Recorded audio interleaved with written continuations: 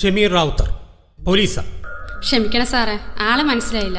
വരൂ, അകത്തേക്ക് ഇരിക്കാം.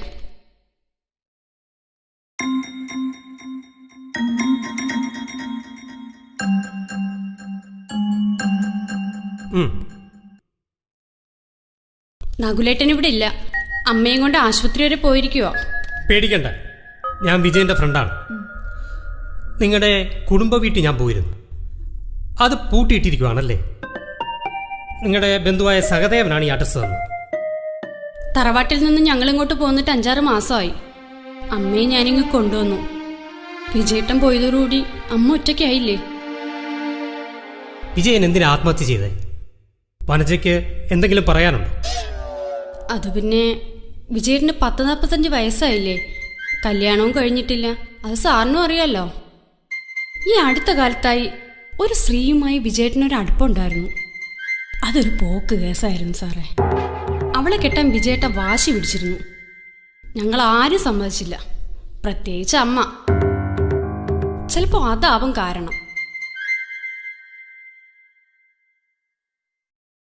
വിജയൻ എപ്പോഴാ ആ വീടും പറമ്പും വാങ്ങിയത്?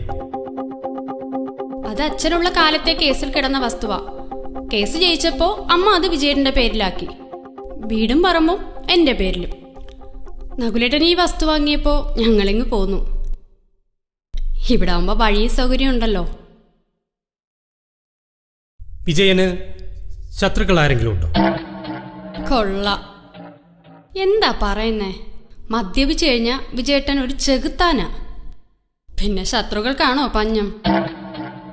ഒരു സംഭവം ഉണ്ടായി. എന്താ ഉണ്ടായത്? വിജയേട്ടൻ മരിക്കുന്നതിന് 2 ആഴ്ച മുമ്പ് ആ സ്ത്രീയുടെ ആങ്ങളച്ചക്കനുമായി വിജയേട്ടനൊരു അടിപിടി കേസുണ്ടായി.